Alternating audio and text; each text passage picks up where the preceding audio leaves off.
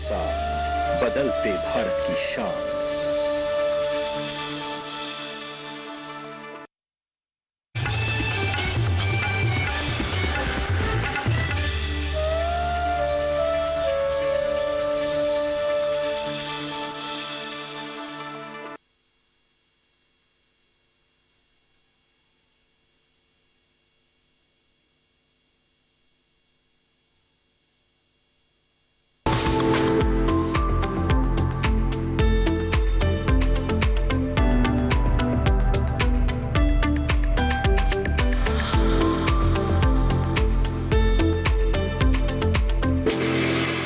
नमस्कार, चौपाल चर्चा कार्यक्रम में आपका स्वागत है। मैं हूं आपके साथ सौरभ शर्मा। किसान भाइयों, चौपाल चर्चा कार्यक्रम आपका अपना कार्यक्रम है जिसमें हम गांव-गांव जाते हैं, चर्चा करते हैं सरकारी योजनाओं की, किस तरीके से हमारे किसान भाई योजनाओं का लाभ ले रहे हैं। आपको बता दें, इस वक्त हम मौजूद हैं पंजाब के जिला मोगा के गाँव निदावाला, जिसका ब्लॉक पड़ता है मोगा 2। आज हम आपको बताएंगे कि किस तरीके से हमारे किसान भाई फसल के अवशेष को प्रबंध कर रहे हैं। आपको बता दें, अटारी के डायरेक्टर डॉक्टर राजवीर सिंह जी ने क्या कहा फसल अवशेष प्रबंधन के बारे में, आइए जानते हैं।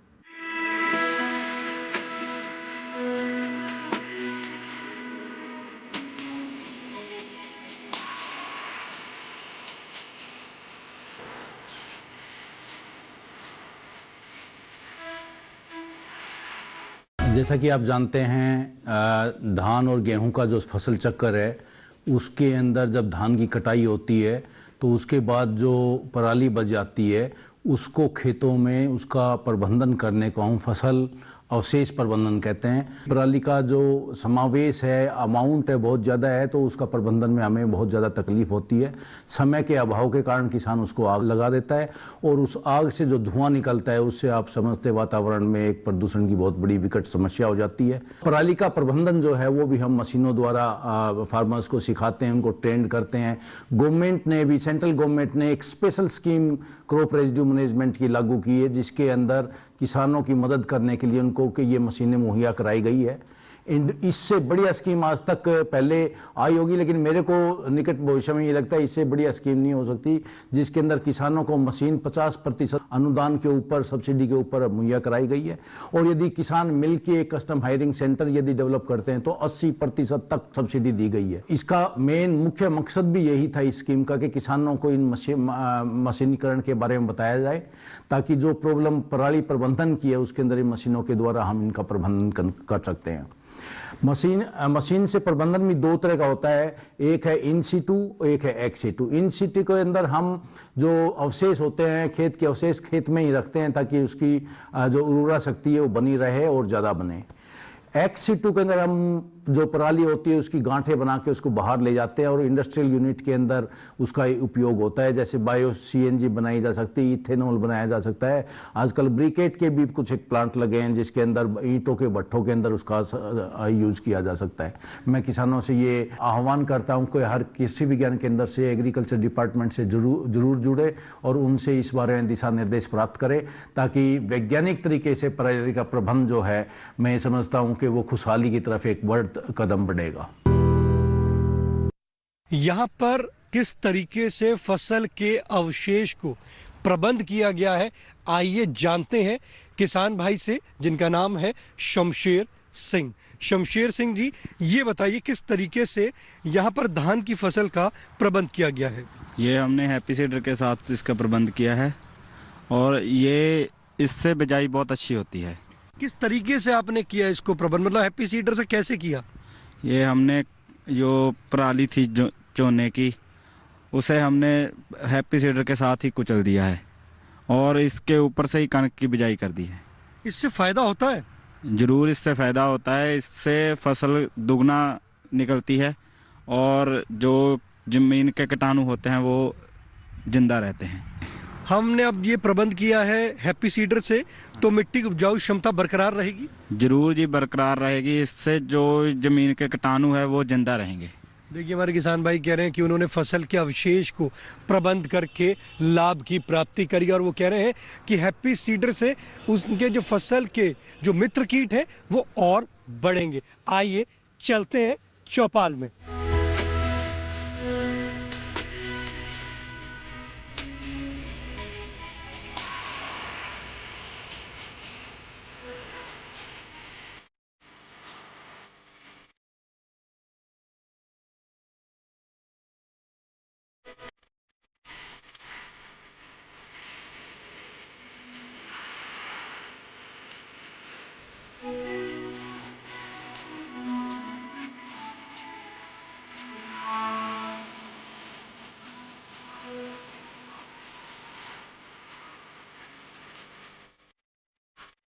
जैसे कि हमने आपको कहा था कि हम आपको गांव में लेकर चलेंगे, इस वक्त हम मौजूद हैं गांव निदावाले में, जिसका जिला पड़ता है मोगा। हमारी जो चौपाल है वो सज चुकी है। जोरदार तालियों के साथ कार्यक्रम की शुरुआत करते हैं। आज हम बात करेंगे फसल अवशेष प्रबंधन के बारे में।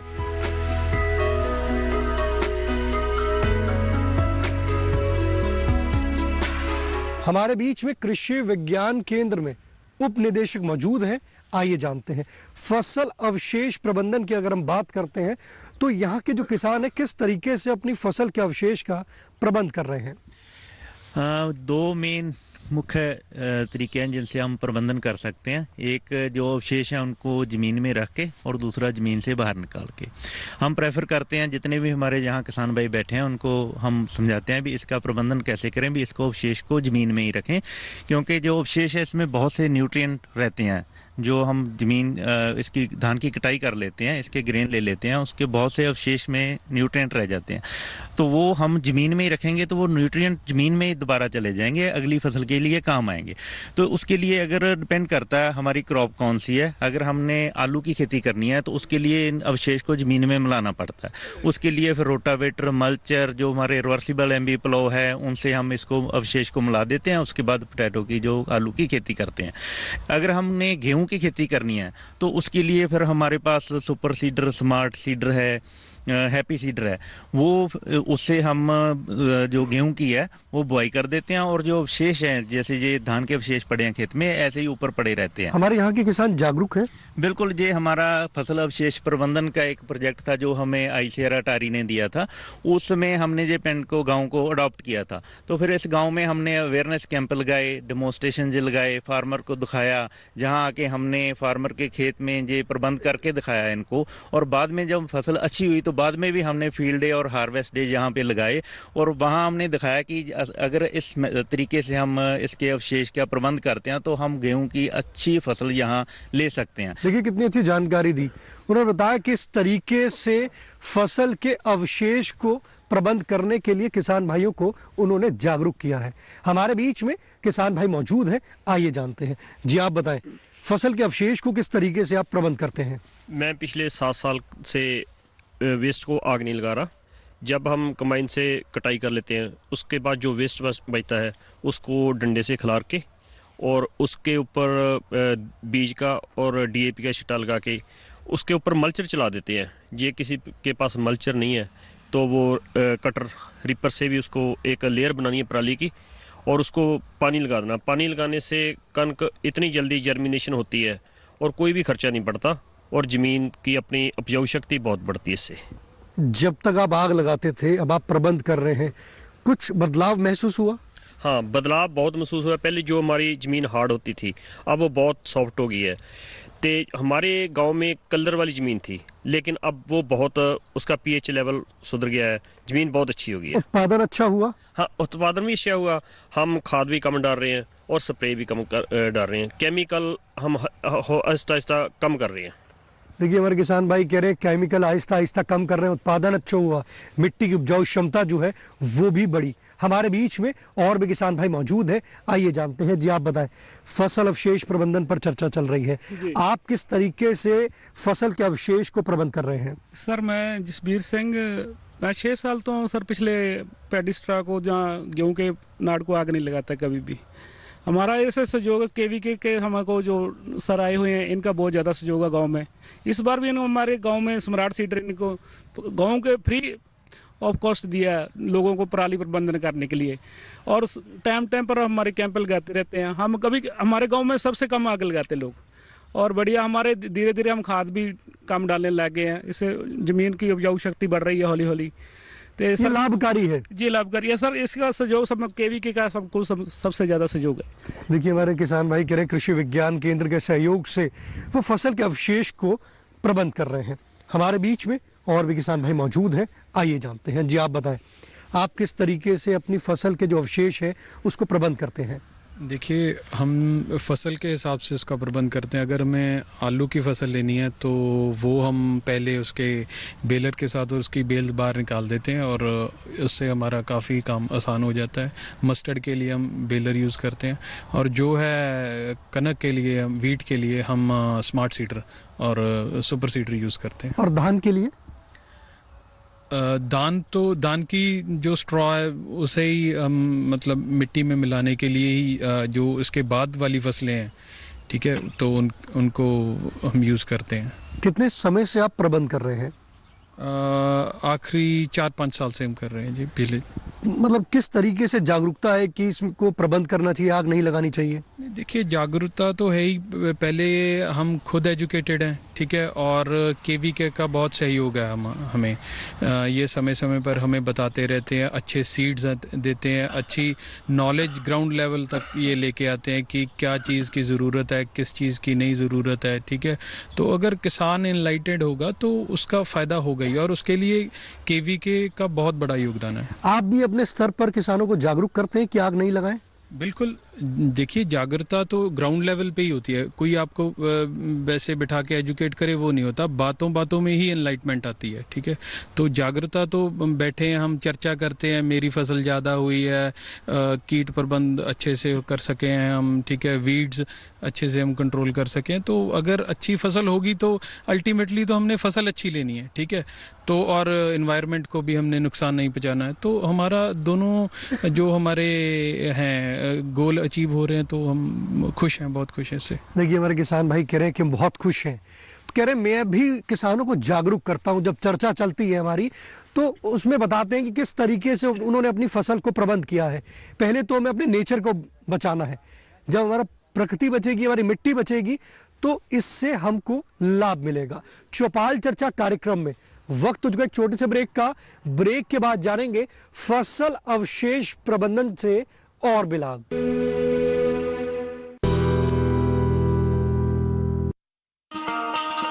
किसान भाइयों, गांठ बांध लो, गांठ बांध लो।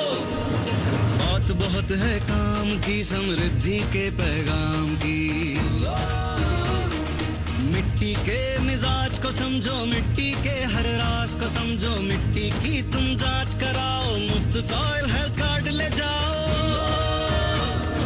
कभी मुनासिब बीज लगाओ, सही किस्म की खाद ले आओ, जितनी जरूरी उतनी डालो, सही मात्रा खुद पहचानो, इसको अपना मंत्र बना लो, मिट्टी की सेहत को जानो।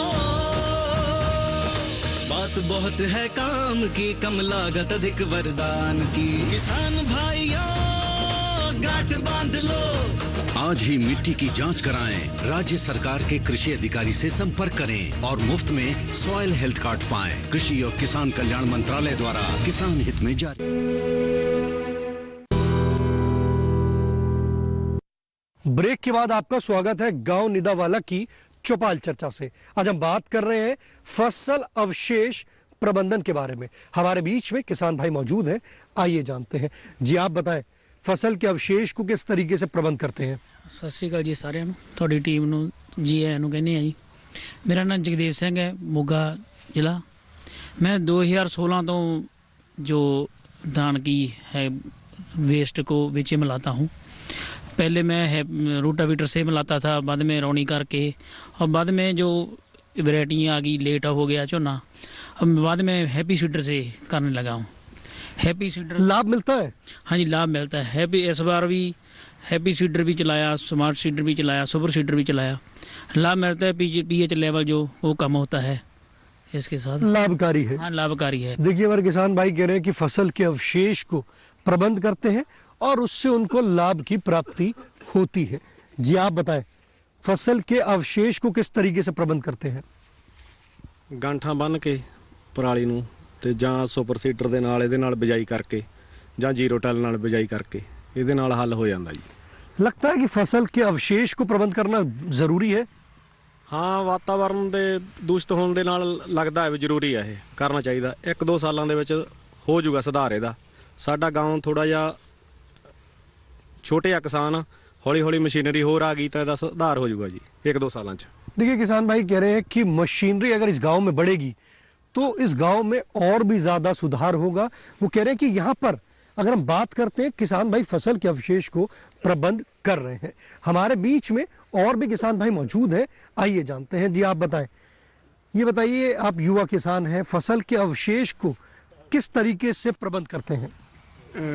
पराली ਉੱਪਰ ਵਈ ਚੌਪਰ ਨਾਲ ਕਰਕੇ ਤੇ ਬਾਅਦ ਚ ਉਹਨੂੰ ਪਾਣੀ ਲਾ ਕੇ ਹੋ ਗਏ 2 ਸਾਲ ਕਰ ਦੇਣਾ ਹੈ, ਵਧੀਆ ਲਾਭਦਾਇਕ ਹੈ। ਤੇ ਅੱਜ ਸੁਪਰ ਸੀਡਰ ਨਾਲ ਕਰਕੇ ਜ਼ੀਰੋ ਟ੍ਰੇਲ ਨਾਲ ਕਰਕੇ। पहले क्या करते थे? ਪਹਿਲਾਂ ਆਗ ਲਾਉਂਦੇ ਸੀ। तो आग लगाने से कोई नुकसान भी होता है? ਉਹ ਵਾਤਾਵਰਨ ਨੂੰ ਬਹੁਤ ਨੁਕਸਾਨ ਹੁੰਦਾ, ਵਾਤਾਵਰਨ ਦੂਸ਼ਿਤ ਹੁੰਦਾ ਵਾ। मित्र कीट भी मरते हैं? हाँ बहुत कीट भी मरते हैं। ते मिट्टी की उपजाऊ क्षमता भी कम होती है। कम होती है। अब जब से आप कर रहे हैं आपको बदलाव महसूस हुआ? हुआ है, मिट्टी काफी उपजाऊ हुई है, फर्क पड़ा है बहुत। देखिए हमारे किसान भाई कह रहे हैं लाभकारी है, मिट्टी की उपजाऊ क्षमता जो है वो बड़ी है। जी आप बताएं, फसल के अवशेष को किस तरीके से प्रबंध करते हैं आप? मैं सर 3-4 साल से हैप्पी सीडर ना एरकी सुपर सीडर ना करना ही खेती। लाभकारी है? हाँ जी लाभकारी है जी बहुत। क्या बदलाव क्या महसूस किया आपने? फसल का झाड़ ज़्यादा आता जी, जे अग ला के बीजते हैं फसल का झाड़ घट जाता जी। देखिए हमारे किसान भाई कह रहे हैं कि फसल का जो प्रोडक्शन है वो ज़्यादा होता है, अगर आग लगा देते हैं तो प्रोडक्शन कम हो जाता है, प्रबंध करते हैं तो प्रोडक्शन बढ़ता है। फसल अवशेष प्रबंधन से वो लाभ की प्राप्ति कर रहे हैं। चौपाल चर्चा कार्यक्रम में वक्त हो चुका है एक और छोटे से ब्रेक का। ब्रेक के बाद जानेंगे फसल अवशेष प्रबंधन से और भी लाभ।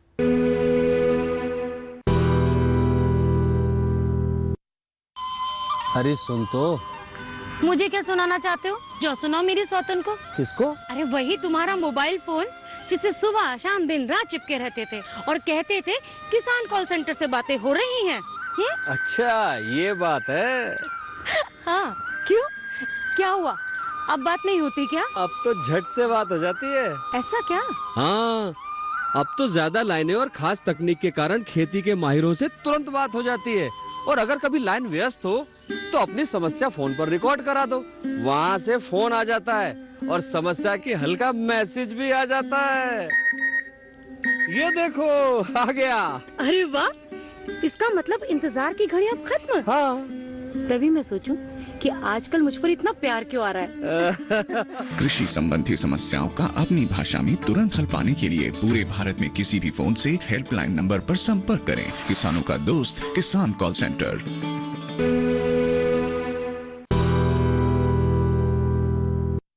ब्रेक के बाद आपका स्वागत है गांव निदावाला की चौपाल चर्चा से। आपको बता दें आज की जो हमारी चौपाल है जिला मोगा से है। हमारे साथ मौजूद है कृषि विज्ञान केंद्र के विशेषज्ञ। आइए जानते हैं। जी आप बताएं, ये बताइए कृषि विज्ञान केंद्र जो है किसानों को किस तरीके से मशीनरी प्रबंध करने के लिए मुहैया कराता है? सर कृषि विज्ञान केंद्र को ICAR अटारी में एक प्रोजेक्ट दिया हुआ था। उस प्रोजेक्ट के तहत जो कृषि विज्ञान केंद्र है उसमें जो किसानों को जागरूकता कैंप लगाते हैं और किसानों के गाँव में जाके वहाँ पे सिखलाई कैंप भी लगाते हैं। और इसके अलावा जो मशीनरी है जैसे हैप्पी सीडर है, स्मार्ट सीडर है, जहाँ मल्चर की बात करें, जहाँ MB प्लो की बात करें, वो भी हम जो यूनिवर्सिटी द्वारा जो तय किया हुआ किराया है जैसे 200 रुपये एक दिन का किराया है, उस किराया लेकर हम जो किसान वीर हैं उनको हम देते हैं। अगर हम बात करते हैं इस गांव की, जैसे निदावाला एक गांव है, यहाँ पे आपने प्रबंध के लिए कितनी मशीनरी दी है? इस गांव में सर हमने हैप्पी सीडर भी दिया था और स्मार्ट सीडर, मल्चर और MB प्लो, ये चारों मशीनरी जो इस गांव के लिए दिए थे। उदाहरण के तौर पे जो स्मार्ट सीडर है वो हम इस गांव को हमने दिया था और वो प्रदर्शनी प्लॉट लाने के लिए हमने दिया था, उसका मैंने किराया भी नहीं लिया। और उसका स्मार्ट सीडर का हमने जो 40 एकड़ है जो ज़मीन है उसमें इस गाँव में हमने बिजाई करवाई है। अगर हमारे किसान भाई जैसे उनको और ज़रूरत है मशीनों की तो वो किस तरीके से आपसे संपर्क कर सकता है? बिल्कुल सर, हम जैसे जैसे कैंपों में जाते हैं, जैसे जैसे किसान वीर हमारे संपर्क में आते हैं, तो हम उनको अपना नंबर देते जाते हैं। हमारे जितने माहिर हैं, हमारे जो है नंबर हैं उनके पास होते हैं, फ़ोन नंबर उनके पास होते हैं। वो हमें 1 या 2 दिन पहले फ़ोन करते हैं। हम उनको उपलब्धता के हिसाब से उनको बता देते हैं कि कल मिलेगा या परसों मिलेगा। जी बताइए, क्या कृषि विभाग भी किसानों को मशीनरी देता है? सर, कृषि विभाग ने किसानों को मशीनरी दी है जो सब्सिडी आती है। सब्सिडी के तौर पे उन्होंने मशीनरी दी है। जैसे किसी अकेले किसान ने लेना हो तो उसको 50% हिसाब से जो सब्सिडी दी है, और किसानों ने अगर ग्रुप बनाना है तो ग्रुप बनाने के लिए उन्होंने 80% तक सब्सिडी दी है। देखिए कितनी अच्छी जानकारी दी, बताया कि किस तरीके से कृषि विज्ञान केंद्र किसान भाइयों को मशीनरी उपलब्ध कराता है। हमारे बीच में किसान भाई मौजूद हैं, आइए जानते हैं। जी आप बताएं, ये बताइए फसल के अवशेष को किस तरीके से प्रबंध करते हैं आप? हाँ जी, ਅਸੀਂ ਇਹ ਹੈਪੀ ਸੀਟਰ ਨਾਲ ਵੀ ਕਰਦੇ ਹਾਂ ਜੀ। ਕੁਛ ਮਲਚਰ ਮਾਰ ਕੇ ਜਿਵੇਂ ਹੈਗਾ ਤੇ ਮੁੜ ਕੇ ਪਲਾਉ ਮਾਰ ਕੇ ਆਲੂ ਪਟਾਟੋ ਦੀ ਦੂਜਾ ਫਸਲ ਵੀ ਕਰਦੇ ਹਾਂ ਜੀ। ਤੇ ਇਸ ਨਾਲ ਸਾਨੂੰ ਬਹੁਤ ਵਨ ਪੂਲਾ ਹੋਣ ਦੇ ਨਾਲ ਇੱਕ ਜਾਨਵਰ ਬਹੁਤ ਘੱਟ ਮਰਦੇ ਜੀ ਇਹਦੇ ਨਾਲ, ਇੱਕ ਦਰਖਤ ਵੀ ਨਹੀਂ ਖਰਾਬ ਹੁੰਦੇਗੇ। लाभकारी है ਤੇ ਸਾਰਿਆਂ ਨੇ 4 ਸਵੇਰੇ ਲਾਭਕਾਰੀ ਹੈ ਜੀ। ये बताइए, कुछ सुझाव देना चाहते हैं आप? ਸੁਝਾਅ ਦੇਣਾ ਚਾਹਦੇ ਜੀ, ਜਿਹੜੀਆਂ ਆਪਣੀਆਂ ਘੱਟ ਸਮੇਂ ਵਾਲੀਆਂ ਫਸਲਾਂ ਜੀ, ਜਿਵੇਂ 26 ਆ 14 ਜਿਵੇਂ 131 ਆ, ਇਹਨਾਂ ਫਸਲਾਂ ਦੇ ਰੇਟ ਵੱਧ ਹੋਣੇ ਚਾਹੀਦੇ ਜੀ। ਤੇ ਜਿਹੜੇ ਲੰਮੇ ਸਮੇਂ ਵਾਲੇ ਜਿਵੇਂ ਫੂਸਾ, ਡੋਗਰ ਫੂਸਾ ਜਾਂ ਫੂਸਾ 44 ਆ ਜਾਂ ਪੀਲਾ ਫੂਸਾ ਕਹਿੰਦੇ ਆ, ਉਹਨਾਂ ਦਾ ਰੇਟ कम होने चाहिए जी। फिर जिमीदार सारे इस पासे ਨੂੰ ਮੁੜ ਸਕਦੇ ਆ जी। देखिए हमारे किसान भाई कह रहे हैं कि जो वैरायटी है कम समय वाली, जो धान की वैरायटी है, उस पर उनको अगर रेट ज़्यादा मिलेंगे तो वो वाली फसल वो लगाएंगे। उनका कहना है कि अगर अर्ली वैरायटी वाली फसल होगी तो उनको समय मिलेगा प्रबंध करने के लिए। तो उनकी सरकार से एक गुजारिश है कि उनको कम समय वाली जो फसल है उस पर अच्छे दाम मिले। हमारे बीच में और भी किसान भाई मौजूद हैं, आइए जानते हैं। जी आप बताएं, फसल के अवशेष को प्रबंध करते हैं आप?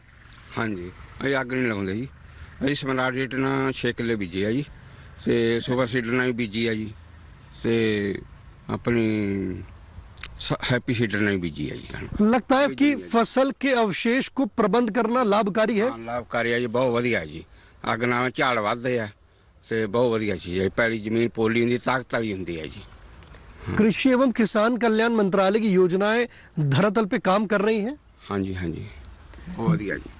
देखिए हमारे किसान भाई कह रहे हैं कृषि एवं किसान कल्याण मंत्रालय की जो योजनाएं हैं उससे वो लाभ की प्राप्ति कर रहे हैं और धरातल पर वो काम कर रही है।